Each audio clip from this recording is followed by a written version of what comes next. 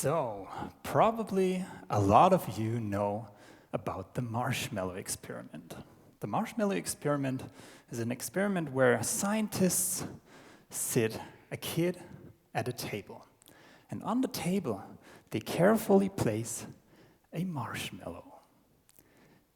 Now, the kid obviously is staring at that marshmallow, and the marshmallow kind of is staring back at the kid and saying something like this, "Eat me." Now, the scientists are about to leave the room, but before that, they tell the kid that if the kid waits and does not eat the tempting marshmallow, it's going to get a second one when the scientists return in a few minutes.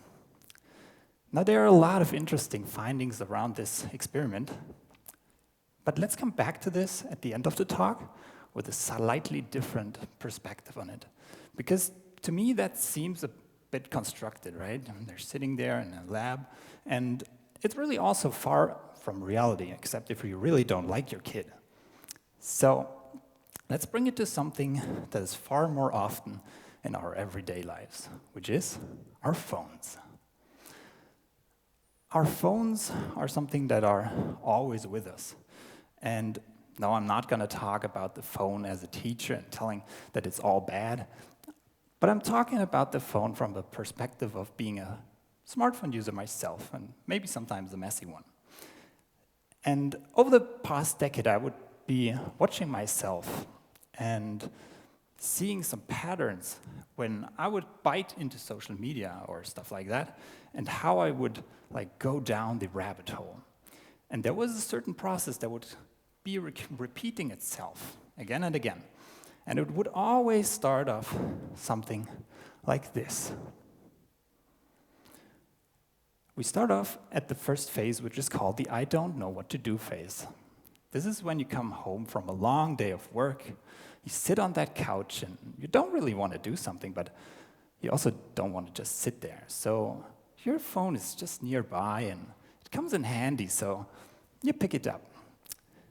It's the same when you are on a train ride, and actually nowadays, when you're on the train and you're not on the phone, isn't it that you are the weird guy if you're not there? So you pick up that phone and have it in front of your face, just to be safe, and you're already in phase number 2, which is what I would call the axis habit. The axis habit is really when your thumb takes over and it automatically navigates through your phone. So it takes out your phone, unlocks the lock screen, swipes left, clicks on your app of preference to spend that well-earned leisure time. Maybe it's not well-earned, but you go there, and you click on, in my case, YouTube. Now, this is pretty automatic, so you got some mental space right there. And I give you a sneak peek into my head, what's going on, just while my thumb is unlocking my phone. And first, I would consider myself to be a very productive person, so we're not just going to be trash YouTubing ourselves right now. We're going to do something productive. So we're going to type into the search bar, tennis. And after that, we're going to watch a tennis game, maybe the latest match of Alcaraz and Sinner. And yeah, maybe something from their forehands, if they see it, rubs off on my forehand in my next real-world tennis game. So we're not just wasting time right there. We're doing something productive. And in 15 minutes, we're going to be back. Remember those 15 minutes? We're going to be back and do some productive work because it's still there. So before you know it, you're in stage 3, which is the main page. Now your phone is unlocked, you're in the main page of YouTube, which gives you the possibility to go right there to the first upper slide, which is the search bar. But it also gives you something that is very nice from it. Because YouTube has watched me over the last years and it knows what I like, so it gives me some recommendations of what I can do now. So first off, and that makes sense, there's something like the best points of the year 2025. We secondly have something which is related, so we're going to see some Cristiano Ronaldo training routines. But it also remembers that I was 1 year ago into a movie. So it gives me a recommendation that I could also be watching something like Godzilla versus the monsters and the best fights of that. So we go, and we're going down the rabbit hole, and we go down deep. So we're taking our phone, and this is the place where we always lie to ourselves. We go and say, it's just gonna be one more video, just like one more, and one more. And shortly after, where this ends, we come out, and we're dropping out at a very, very, very later stage, which is not 15 minutes. And if you're wrecked like me, I remember one incident where I was scrolling down YouTube Shorts and scrolling, and 2, or maybe 3 hours later, don't judge, on YouTube Shorts, I was hitting a magical point. Because I was scrolling, and YouTube didn't let me scroll to the next short. Like I was hitting the end of YouTube Shorts. So,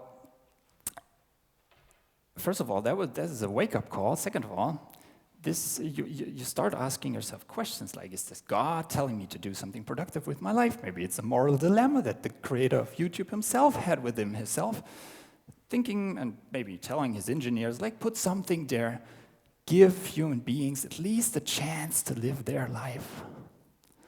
So at the end, we're coming to the magical 5th phase. And the 5th phase is magical because it turns out to be very different from what you started off. Because you wanted it to be something that you'll be refreshed after 15 minutes, you're going to be motivated again, you're going to do some creative work, but you're really not. It's magically the difference. There is no motivation at all. Everything feels dull because you just came from the fights of Godzilla, and yeah, you really are kind of exhausted after the 2 hours. Now, seeing that happening again and again, I started to ask myself how I could get out of this process. And I was trying to be smart, so I re-engineered. I went up the stages and was thinking to myself, when can I drop out of this process earlier so I don't go all the way into the rabbit hole? So let's go back. Going down the rabbit hole is maybe a stage where we think we could do something. And the stage is where we lie to ourselves because we say, you have some self-control here, right? So it's just one more video. But it's really not. You go down, you scroll to the next and the next and the next video, and hoping for self-regulation in this phase is really a bad call. So, when you're going down deep, very deep, you tend to know this. It's the time limit, because you're smart up front like me, and you put it into your phone that it reminds you after 30 minutes, tell me that I should go somewhere. But since there's just one button, you know where you click, right? And you know where you click there, because it's just 15 minutes more. So this is not a phase to consider. The next phase, maybe, is more interesting and more compelling. The main page. The main page is actually with a 3 to 5 second window where you could have some free will. Because right before you click that video, you could decide to not do it and rather click the home button. And I sometimes managed to do that, which was really feeling good. I was feeling like a superhero. But actually, it just works like 5%, maybe 10% of the times. So you can't rely on that. So let's go one stage earlier, which is the access habit. Now it becomes very interesting because you would think that this is early, but it's actually pretty late in the process. But a lot of apps are coming into the process right here because they say, and I bought that app, that maybe you have to have that screen timer, maybe in a different form, a little bit earlier, a little bit better, and a bit more pricey. So it looks something like this. Before you open that YouTube, you click there, and it takes some time to set it up, but it redirects you into another app, which is called OneSec.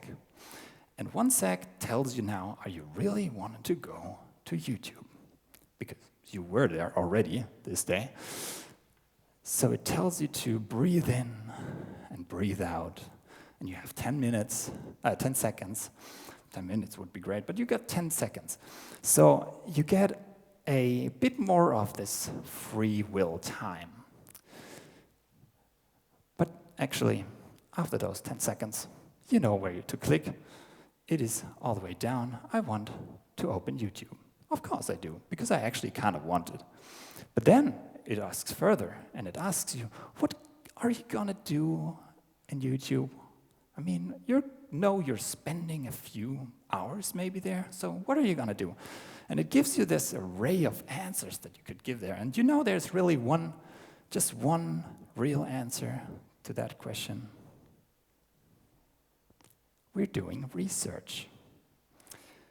So it seems that we are really productive, but if we look into my own statistics, and that's why it's maybe German, you see this has some system to it. I've been there 46 times compared to the other very small numbers. And we're not doing research with Godzilla, I can tell you that. So is it really that there's just one more stage? Is it that we have to do it like with drugs? Be smart, don't start? I would say no, because first of all, we already started. We are on those platforms. Second of all, it's all around us. It's not that we can get around it if you're not living in Frankfurt or something. We're living here and we get around drugs easily, but for social media, it's all around us, so it's hard to avoid. And lastly, we think it's not just bad. For drugs, you could say, maybe this is just bad, but I would argue that social media has some solid advantages because all the documentaries about it want to tell you that it's so bad and it's harmful, but you can be very well entertained there, first of all. Second of all, you can be well educated. You can get to know some concepts that you didn't know, people that you didn't know. Maybe you can watch a TED Talk right there. So it's definitely not just bad, which makes it increasingly hard to get away from it. And it also makes the digital detox life for everybody not a real solution to the problem. But there's one more misconception which kind of solves the puzzle. It is, if you think about that, not social media that's the problem. It's not that we pick up our phones, we go into social media, we don't know what to do, and then we're screwed. It's when we don't know what to do, and we have our phones in sight, that we are already screwed, because we will reach there, we'll pull it up, and according to the access habit, we are going to be at the last stage of going down the rabbit hole. So let's wrap all this up, bring it together, and come back to that marshmallow experiment from the beginning. You remember the question was if the kid would be taking that marshmallow right away, or if the kid would take it later to get a second marshmallow. The key question is not when. The key question is if the kid takes the marshmallow, and this is, I think, overlooked sometimes because pretty every kid took the marshmallow in the end. Maybe they were smart and got two, but they took one. And why not? We're waving this marshmallow in their face, so obviously they're gonna bite into it, and it's the same with our phones. If we wave our phones in front of our face, we're gonna bite. So what would happen if we would not put that kid in front of a marshmallow? If we actually removed the marshmallow entirely, that kid would be just sitting there. First of all, you could say it could be bored, but after a very short time, that kid is going to be very creative, and the kid is going to do something with its life. First, it could explore the room, maybe play hide and seek with the scientists. You never know. It's going to do something creative, and it's the same for us as adults. If we just wait that short second of not knowing what to do, and we consciously, very consciously, up front, put our phones out of sight so we can't reach them, we're gonna turn pretty creative. So that's an idea worth considering. Thank you.